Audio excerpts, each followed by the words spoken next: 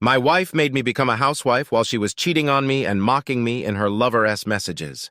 Jack and Emily got married at 25, and now they're both 38. They met in college, tied the knot, and life has been mostly great since then. They both graduated, landed decent jobs, and built a life together. Emily worked for her dad's small business while Jack joined a big company. Then, unexpectedly, Jack's boss left, and he was the only one who knew how to keep the department running. This earned him a substantial raise, better bonuses, and improved benefits. By the time he was 28, Jack was making roughly 3 times what Emily earned. That same year, they welcomed their first daughter, Sophie, and 2 years later, their second, Lily. Because she worked for her dad, Emily had more flexibility with her job. About 5 years ago, Emily's father passed away unexpectedly, leaving her mother and Emily in a difficult spot. They had to decide whether to sell the business or run it themselves. Since Emily's mother had no clue about managing the company, Emily stepped up. To Jack's surprise, the business flourished under Emily's leadership, just as it had when her father was in charge.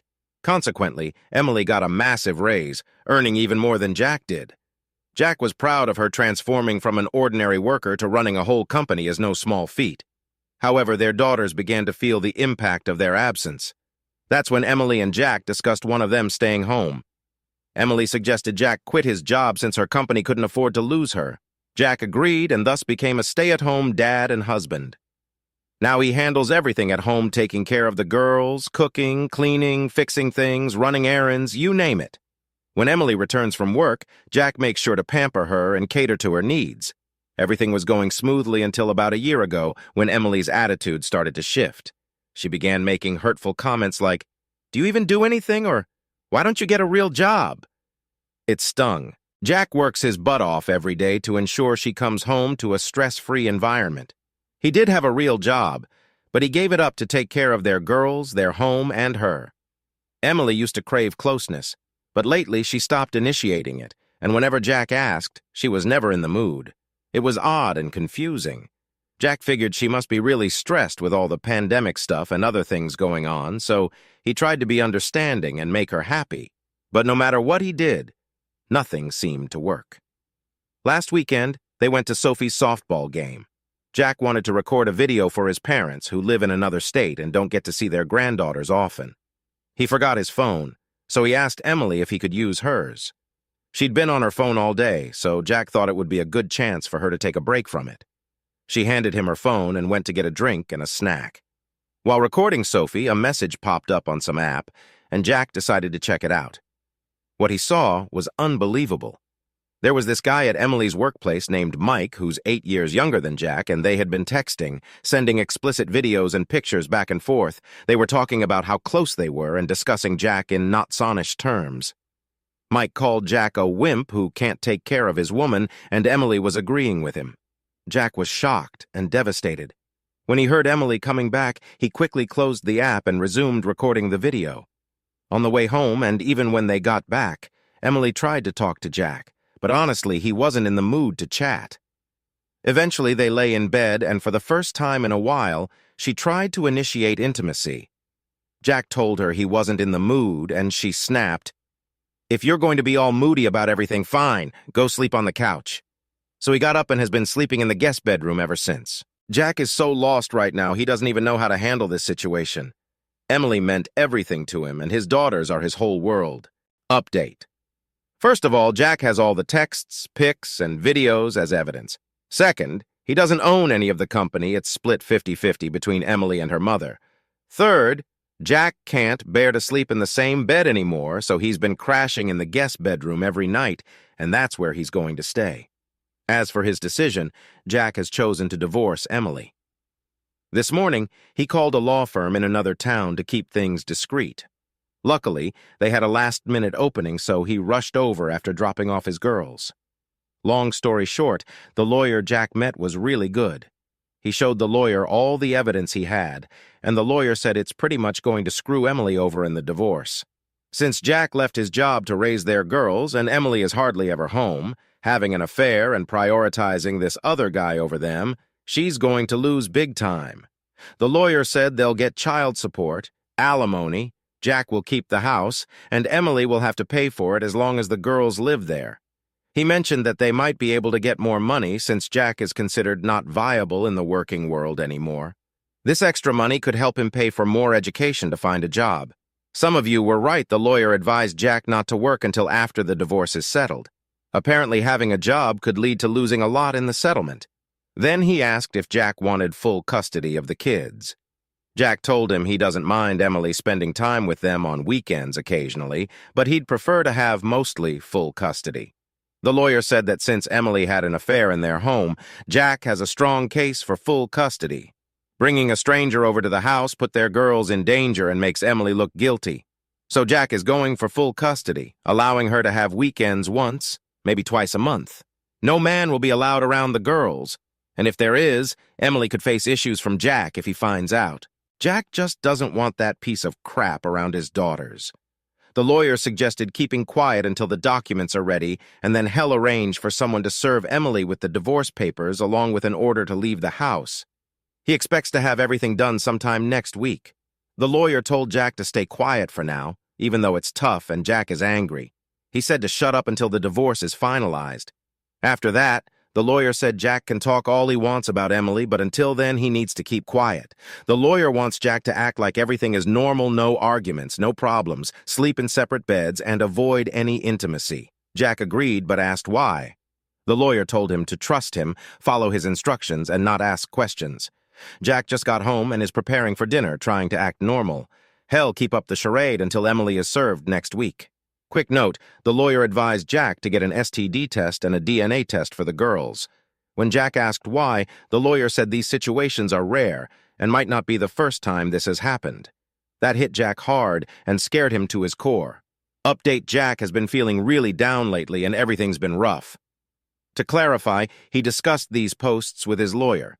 Jack didn't go into too much detail, but the lawyer said it's okay to share as long as he keeps it brief and not too specific. So for this update, Jack will keep it short and legally safe. Let's start with the test results. Jack got an STD test for himself, and thankfully he came out clear, no diseases, which isn't surprising since he hasn't been close to Emily in the past year.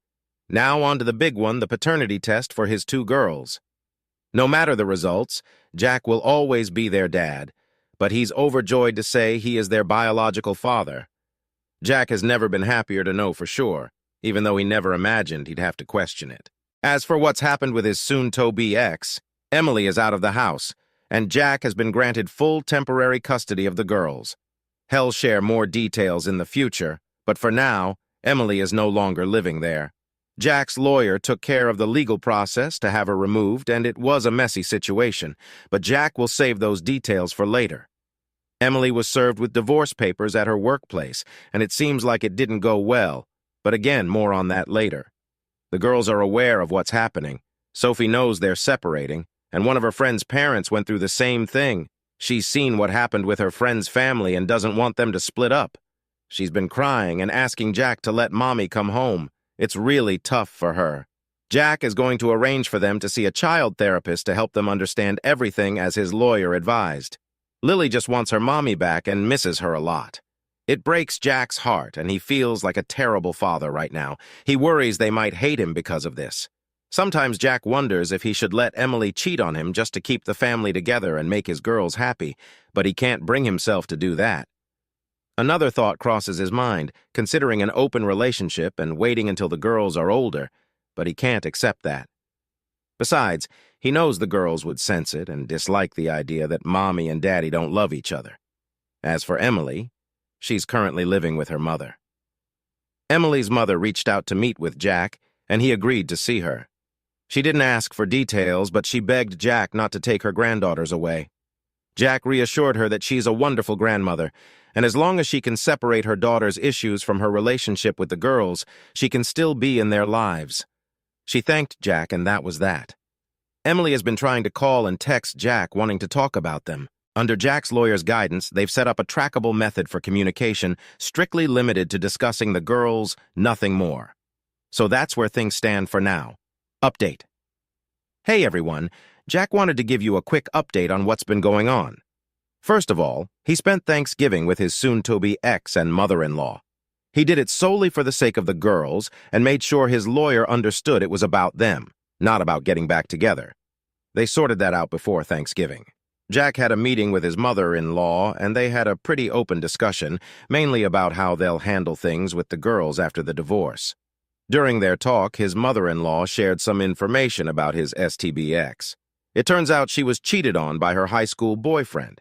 Jack had no idea she even dated someone back then.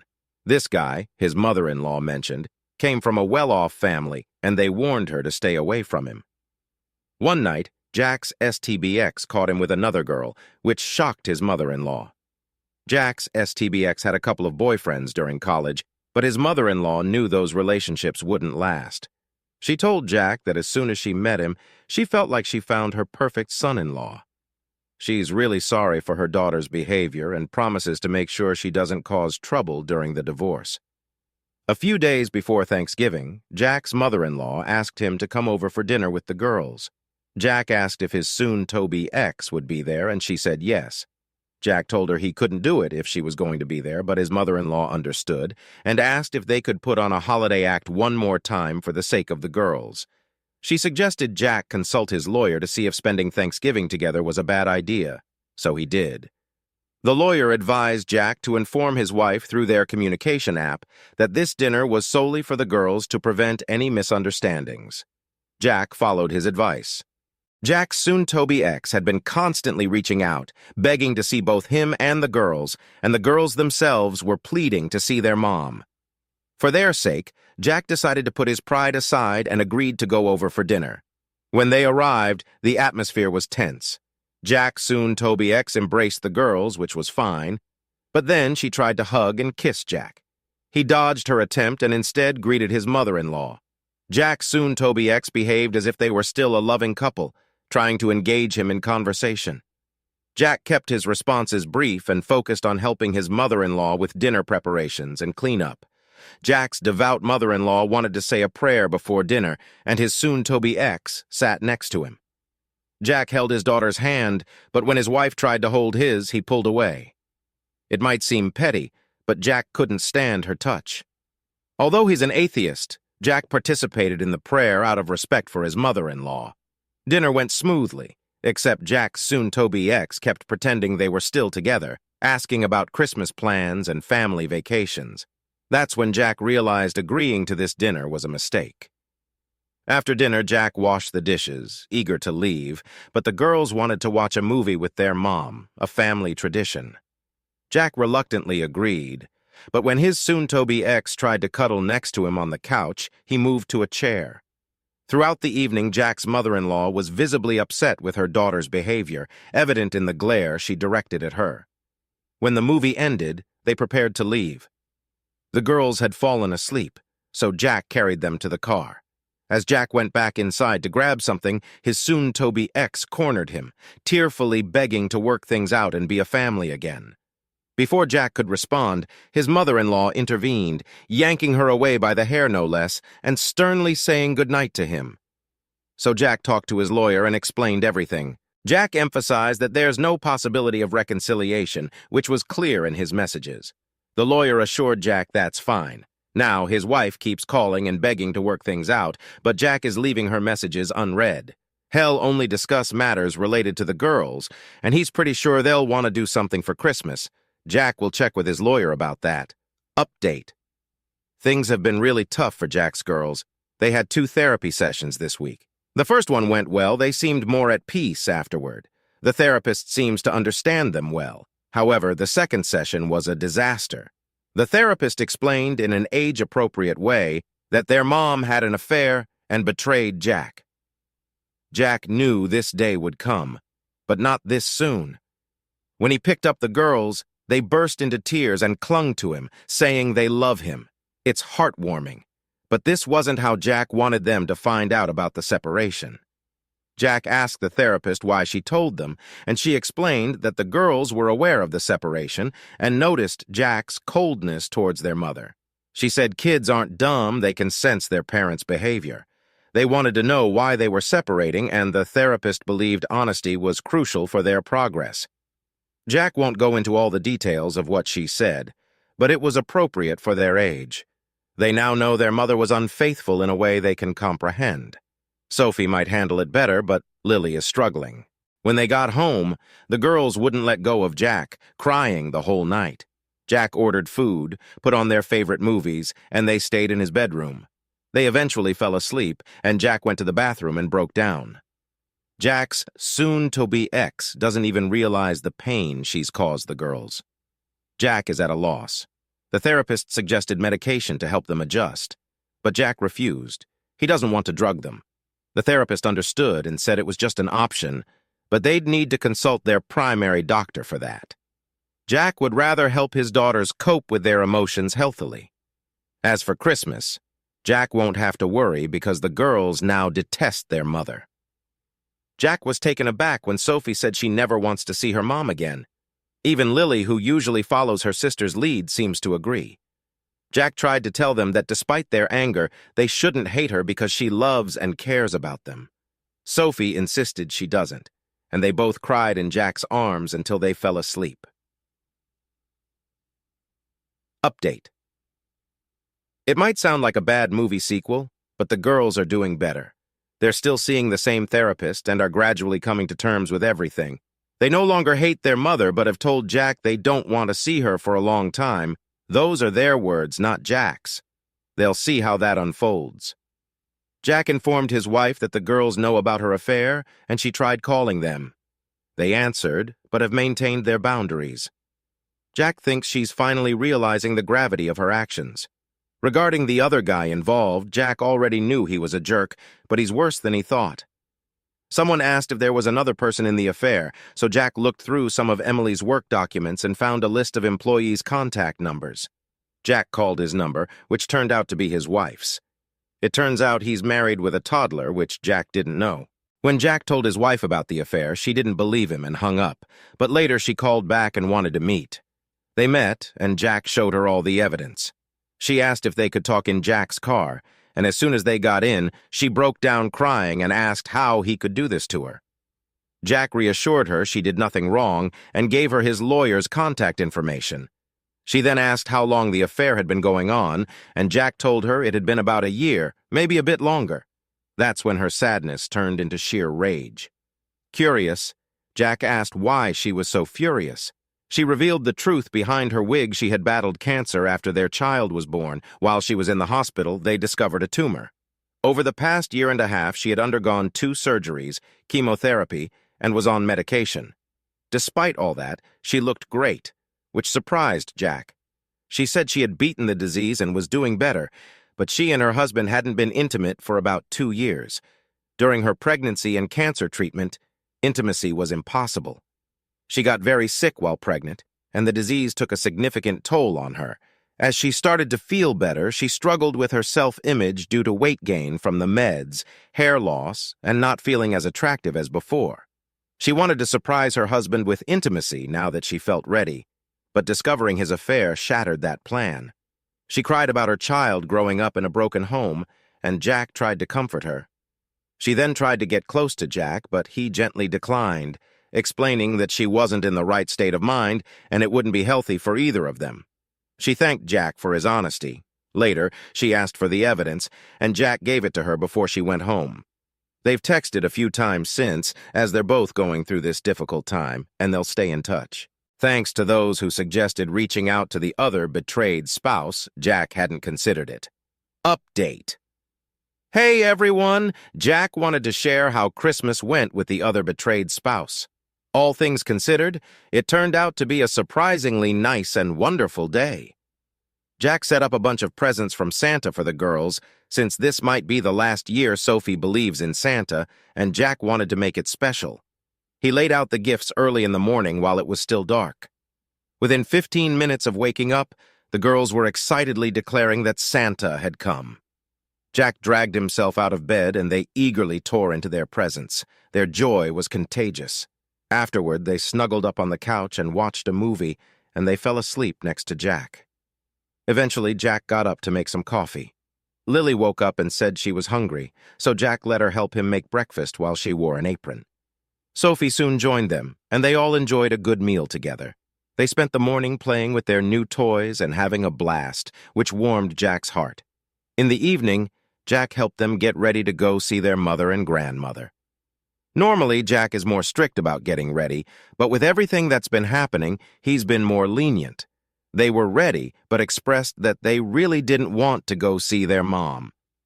Jack reassured them that their mom loves them, and his therapist had advised him to encourage their relationship for their healthy development. Otherwise, Emily could claim in court that Jack is isolating them. The therapist said the girls can decide on their relationship with their mother as they get older. Emily knows about the therapist, and they've spoken. The therapist made it clear that Emily had betrayed Jack, and it's evident that Jack is the girl's favorite. She'll have to work hard to regain their trust and love. Jack told the girls not to punish Grandma for their mother's actions and to go see her. They agreed. Jack took them to their grandmother's place, and everything went smoothly. Jack called his Emile when they arrived, and she came out to get the girls' things. They were staying the night for Christmas, and Jack's mill asked if it was okay. Jack checked with his lawyer, who said it was fine for one night, just not for extended periods or too often. Before leaving, Jack assured the girls they could call him any time if they wanted to come back home, and he'd be there for them. As Jack was leaving, his soon-to-be ex came out. She seemed confused by something Jack's mill had said, and Jack's mill sternly told her no. Jack's STBX looked at him with teary eyes and waved as he drove off. Jack had left food in the oven on warm for the other betrayed spouse, who eventually showed up. She arrived without her toddler. When Jack asked where they were, she explained that her in-laws wanted to spend Christmas with them, and the toddler's father also wanted to see them. She had worked out a similar arrangement with her lawyers, so it was fine. She was dressed nicely in a pretty dress, leggings, fluffy boots, and a stylish wig. They had dinner together and shared stories about their pasts, getting to know each other better. After dinner, they settled on the couch to watch a movie and continued chatting. Eventually, Jack decided to open a bottle of wine. He doesn't drink much, but he enjoys a particular wine on Christmas. He asked if she could have some, and after ensuring she was comfortable with it, Jack poured her a glass. Their conversation transitioned from their past to their interests and finally to their current struggles, which led to some tears. As they drank more, they started joking and laughing. Surprisingly, after 2 bottles, their conversation became more candid. They talked about their intimate preferences, what they missed, and what they desired. It turned out they were quite similar in those aspects. She mentioned that Emily was lucky, but had messed up, and Jack responded that her husband was no different. Some of you suggested Jack should compliment her looks, especially after her previous attempt to get his attention, but he thought it was inappropriate. However, Jack did tell her she could take off the wig if she felt more comfortable without it, reassuring her that she looked amazing. Jack even complimented her on how beautiful she looked with a pixie cut. She took off the wig, thanked Jack, and teared up a bit. They continued their intimate conversation and eventually ended up cuddling while watching the movie. Okay, just a heads up. They were both pretty drunk. Back when Emily and Jack used to cuddle, Emily liked it when Jack gently rubbed her chest, not grabbing or pinching, just a soft massage. Jack did it out of habit, and when she said it felt good, he got startled and immediately stopped, apologizing for not realizing what he was doing. She told Jack it was fine and even asked if he could keep going since it helped her unwind. Jack asked her again to be sure, and she confirmed with a yes, so Jack continued. Jack has to admit it started to turn him on, and she picked up on that. She began to touch Jack as well, which made him apologize awkwardly. She asked if Jack wanted her to stop, but he told her only if she wanted to. She chose to keep going. This led to them kissing and getting more intimate. Before long, she was unzipping Jack's pants and giving him oral. After that, they had some pretty intense sessions all over the house, the living room, kitchen, and office. Eventually, they found their way to Jack's bed, where things became more passionate and slow, with lots of kissing. After they finished, they lay together, shedding a few tears before falling asleep in each other's arms. The next morning, they had breakfast together and showered. Jack asked if she had planned all this, and she laughed, saying a girl always comes prepared. Before leaving, she asked if Jack felt anything special last night. Jack told her the truth, saying yes. They agreed they needed to be cautious and make sure their feelings were genuine and not just a reaction to the situation. She said they'd explore them later. As she left, she kissed Jack on the cheek and thanked him for a wonderful night, promising to text him later. Jack picked up the girls, who said they had a good time with their mom and mentioned she was well-behaved for the most part. Right now, Jack has just finished preparing dinner and they'll spend the evening together. Update: Jack knows it's been a while since his last update. Things have been incredibly busy, so hell, keep this brief. The girls are doing much better now, thanks to therapy and staying active. They still have their tough moments, but overall they're improving. As for Jack and the other betrayed spouse, they still talk almost daily, but they haven't been physical since that night. They did meet once more and both agreed that while they don't regret it, it shouldn't have happened. Now, regarding Jack's soon-to-be ex, for a few weeks after Christmas, she kept trying hard to get him to talk, but that has mostly stopped. Emily has hired a lawyer, Jack's lawyer is aware, and their meetings will start soon. Emily has finally accepted that Jack is done, and there's no changing his mind. Jack is sure they'll push for reconciliation, but that's not happening. Emily still calls and texts, trying to make Jack reconsider, but he just leaves her messages unread. Regarding the other spouse's ex, he's been arrested. Jack won't go into too much detail now, but the guy confronted Emily at her workplace, and they got into a heated argument. Emily threatened to call the cops, and the guy physically attacked her. Others at her workplace intervened and held him until the police arrived and arrested him. Emily is pressing charges. Jack isn't sure if the guy will involve a lawyer for their affair, but he hasn't heard anything yet. Jack's mill told him about it and said Jack could visit Emily if he wanted to. Apparently, the guy gave Emily a black eye and busted her lip, but Jack's mill thinks it's karma. Jack hasn't seen Emily since the incident, nor have the girls. Unless something crazy happens, you probably won't hear from Jack until after their first meeting with the lawyers. Update. Hey everyone, just a quick update on everything. A lot has been happening, and life can get pretty hectic, but Jack will summarize as best he can. Let's start with the girls. They were making good progress and seemed better, but as the divorce date nears and they realize they're really going their separate ways, they've started to struggle. Their therapist says they've accepted the situation but had hoped they'd somehow work things out.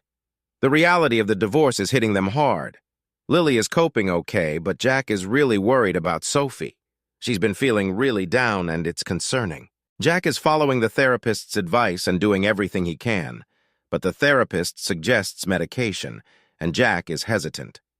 It might get to a point where medication is the only option for her.